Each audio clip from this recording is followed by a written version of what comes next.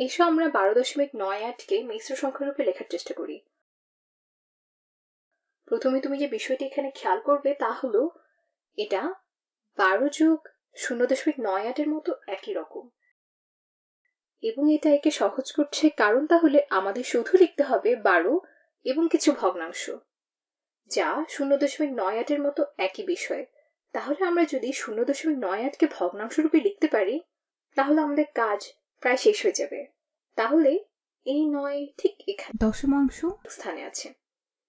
আমি এভাবে লিখব দশমাংশ এর স্থান, এবং এখানে এই শতাংশ স্থানে আছে। তাহলে তুমি 0.98কে দুই ভাবে দেখতে পারো। তুমি একে 10-এর 9 দেখতে পারো, এটা এই অংশে 10-এর 9 যোগ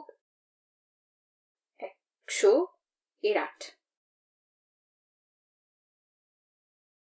এবং তুমি যদি সাধারণ হর খুঁজো তাহলে 100-এর 90 যোগ 100-এর 8-এর মতো একই বিষয় হবে, যোগ 90 যোগ 100 এর উপর 8 সমান হবে 100-এর 98।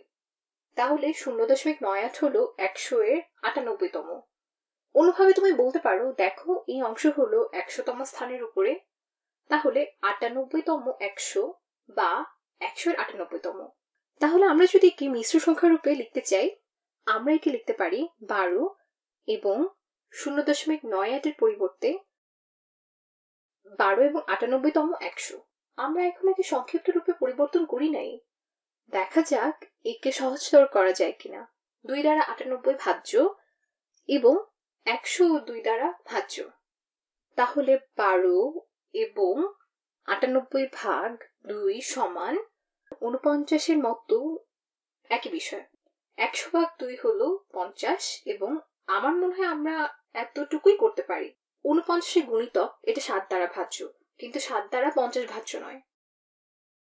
তাহলে 12.98কে মিশ্র সংখ্যা রূপে লেখা যায় 12 এবং 50-এর 49।